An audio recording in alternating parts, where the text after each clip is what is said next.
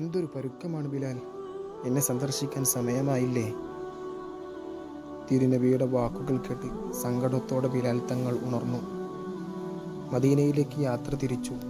തിരുനബിയുടെ ഖബറരികിൽ ചെന്ന് കരയാൻ തുടങ്ങി.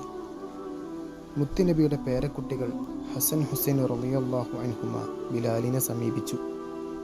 ബിലാൽ തങ്ങൾ അവരെ ചുംബിച്ചു അണച്ചുകൂട്ടി. അവർ ചോദിച്ചു, അങ്ങ് ഞങ്ങൾക്ക് വേണ്ടി ബാങ്ക് കൊടുക്കില്ലേ?